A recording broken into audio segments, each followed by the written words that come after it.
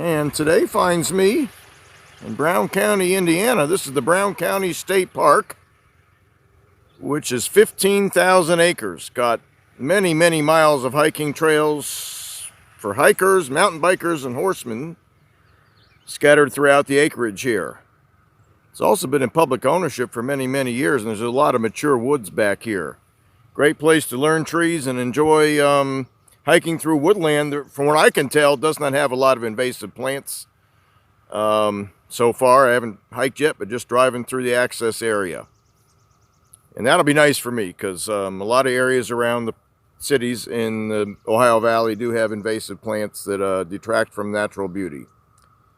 And one native plant here that I'm going to be looking for today, and it's the purpose of this trip today, is the Yellowwood tree. And there's several interpretive trails here that lead to Yellowwood trees, so I'll be starting with those trails today. But I got about 8 hours to hike today, so I'm going to be looking for other things as well, and I'll point out any trees of interest. They're either on this channel or just catch my attention.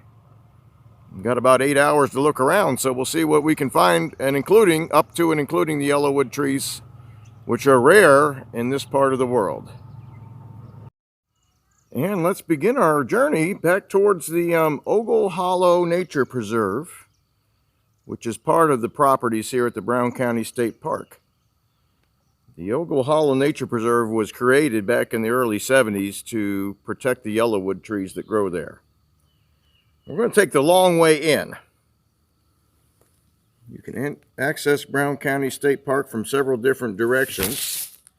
I came in from the north entrance off Indiana 46, and I've come down to the west end of Ogle Lake, and I'm going to follow Trail 7 to Trail number 4. This is all in green there. To Trail number 5, which is the actual interpretive trail through the Ogle Hollow Nature Preserve.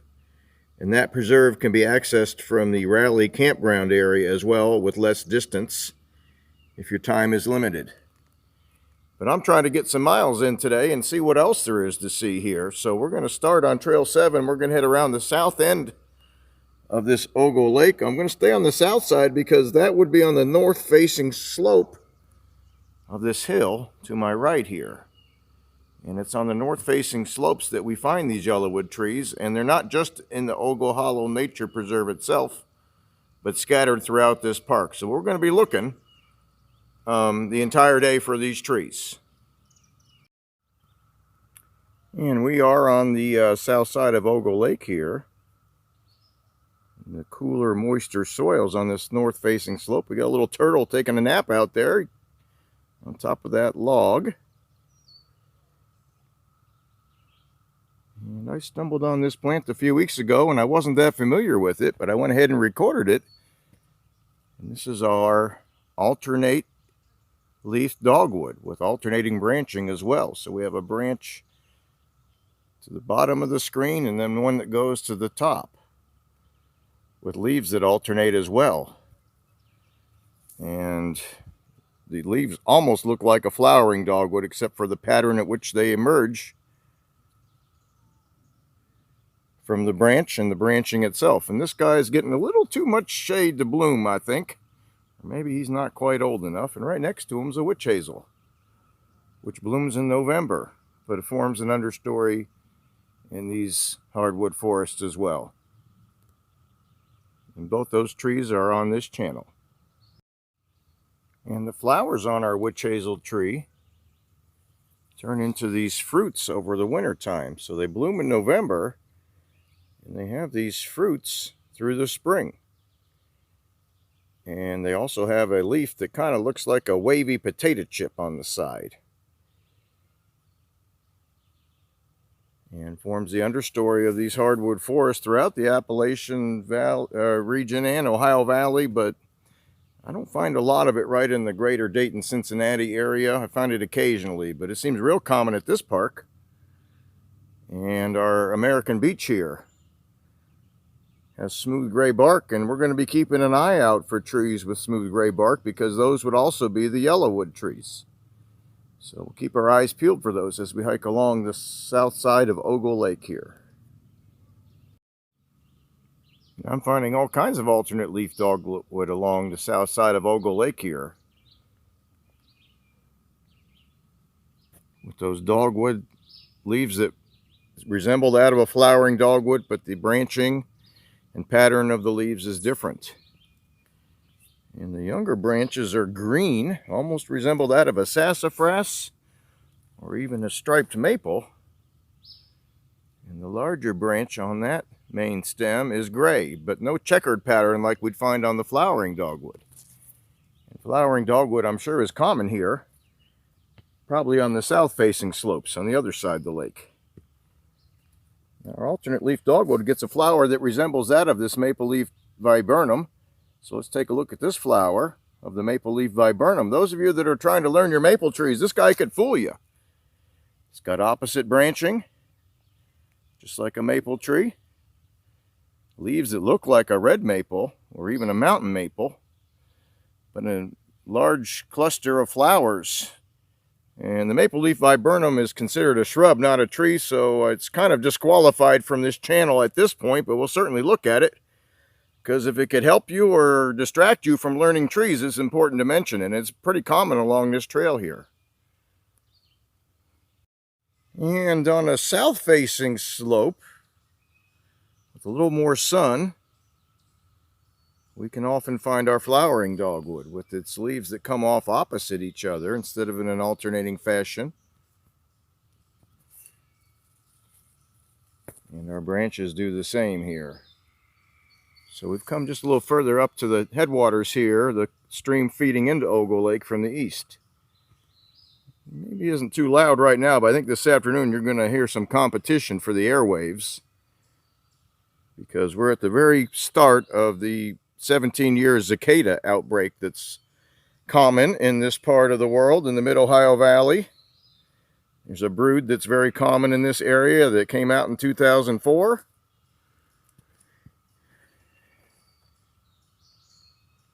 And there's the carcass of one of the grubs, or the nymph form that's been underground for 17 years, extracting juices from these tree roots. They come up, they molt. Takes them a few days to kind of get used to the world as an adult.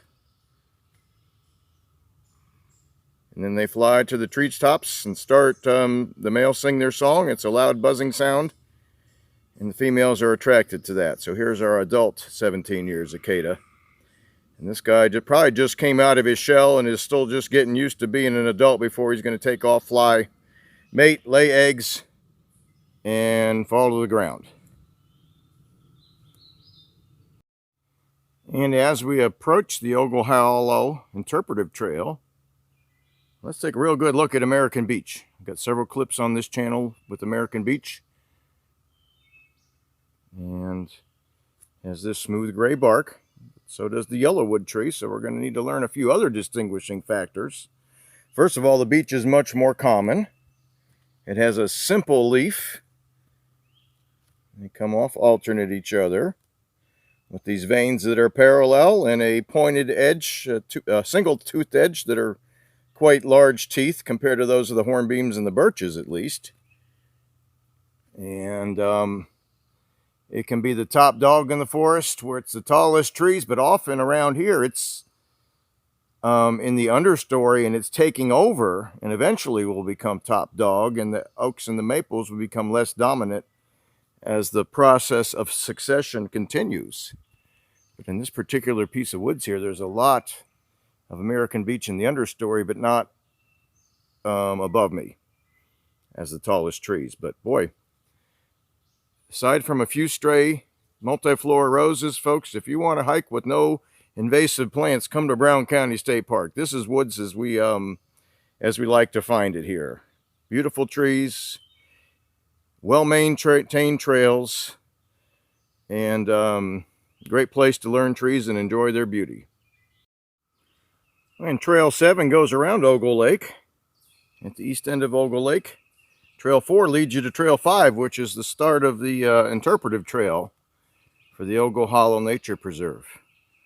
Last week I spent several hours working on a more extensive clip on identifying tulip poplar during the growing season.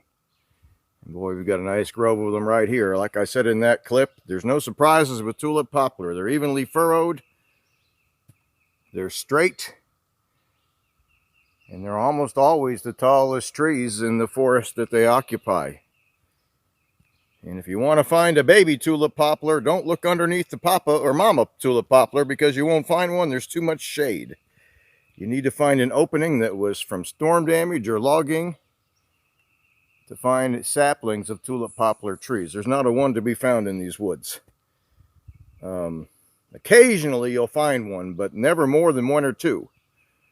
So they're definitely a pioneer species, but they also will live for hundreds of years, so they don't remain in the woods a short time. They're here for many generations once they do become established.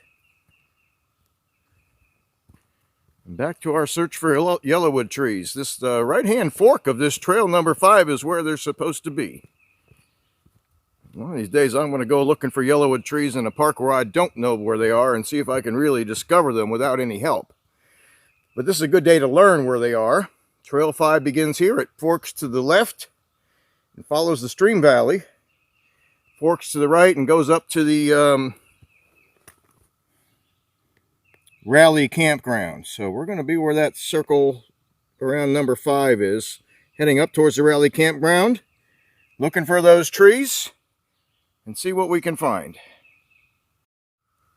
And there are several stairwells as you go up the hill on Trail 5 towards the rally campground.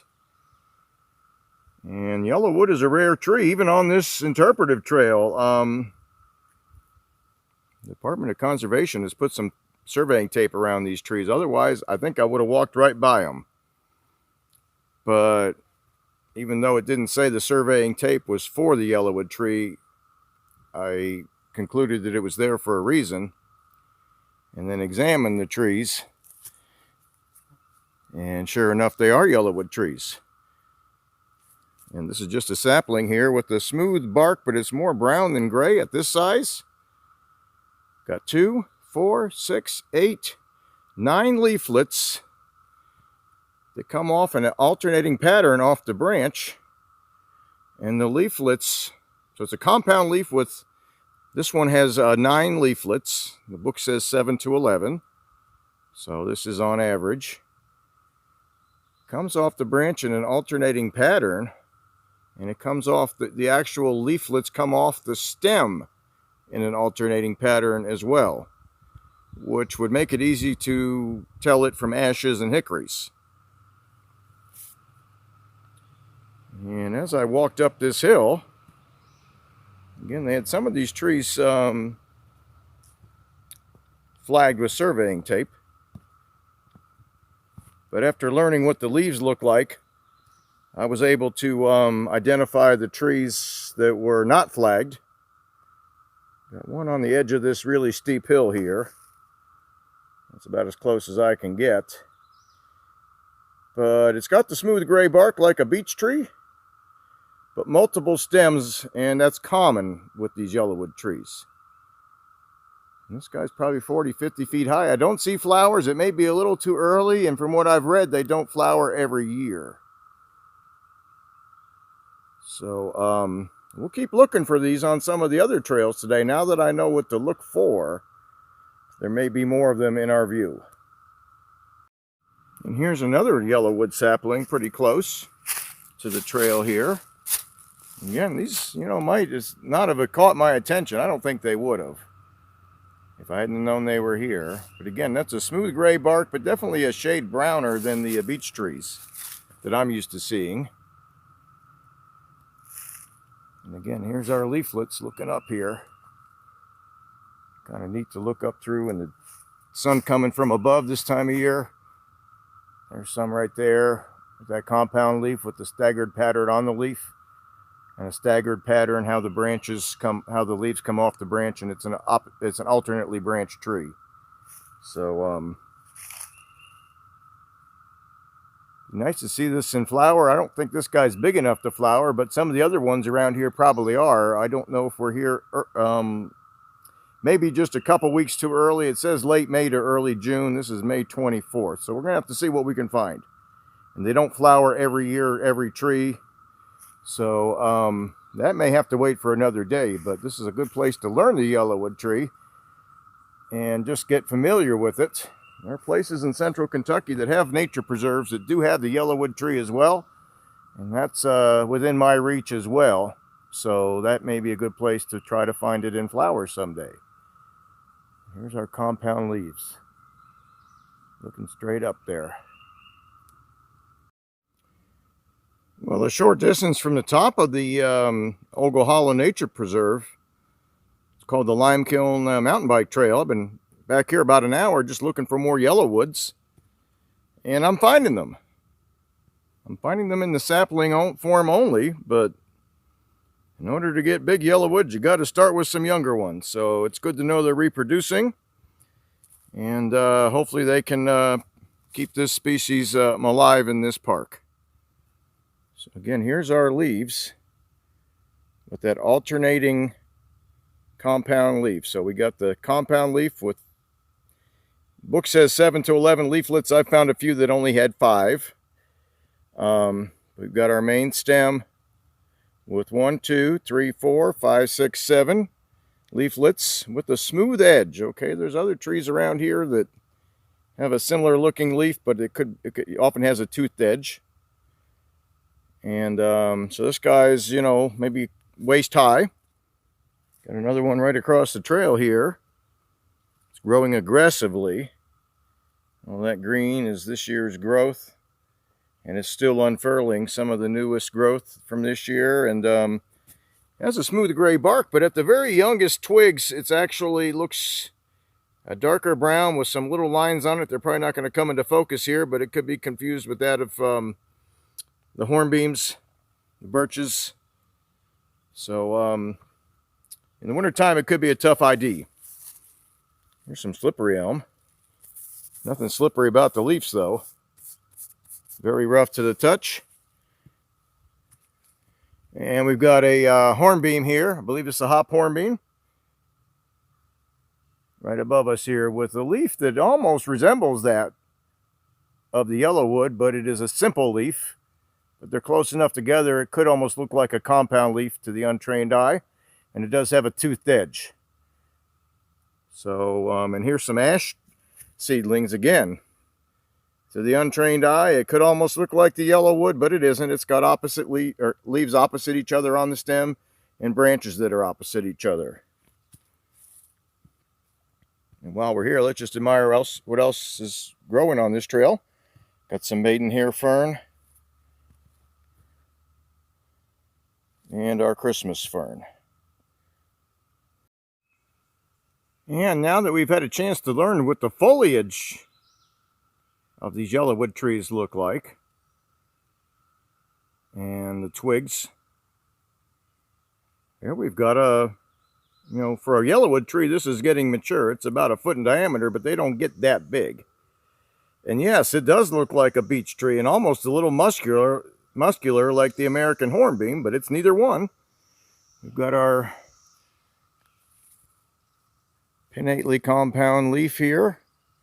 Again, those veins run parallel just like those on an American beech, but it does not have the toothed edge.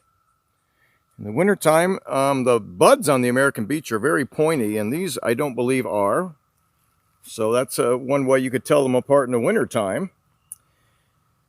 This is almost the same shade as beech. I'd say it's maybe just a shade darker. But here's our Yellowwood tree growing right near that the staircase I filmed a few hours ago. The tree was kind of in the sun and in the shade, and it wasn't a good time to make a video, but things have evened out now, and we can see its character traits without a lot of dappled appearance from the sun coming through the treetops. So here's our last look at a Yellowwood tree on this hike, unless I find more that are in flower or give us something else to study besides what we've already seen. And if I find more of interest on this hike today, I've got about 2 more hours to hike, I will record it. If not, we'll put the wraps on this study of the Yellowwood tree, which is a very rare tree throughout its natural range. and only found in Brown County, Indiana, north of the Ohio River. So, had a request a few months ago with some interest in Yellowwood trees and finding them in the wild. So, this is to honor that request and also to help me learn a new species of trees. Because, you know, I've been to this park before and I probably walked right by them. And it was in the winter time and made no notice of it. So good learning experience for me today. And hopefully this video will help for those of you that have a curiosity for all kinds of trees, common and uncommon, to learn this tree. And you know, the range maps do show it in other parts of the country, including the Kentucky River Palisades, which is within my reach. Don't know if I'd have time to get down there this year during its flowering season, but if I do, I would certainly be looking for those flowers, which look like a wisteria flower, but they're white. But they're supposed to be as large as a wisteria flower. So we'll keep that in mind, and we'll put the wraps on today's hike and continue on in the next few weeks with some other trees.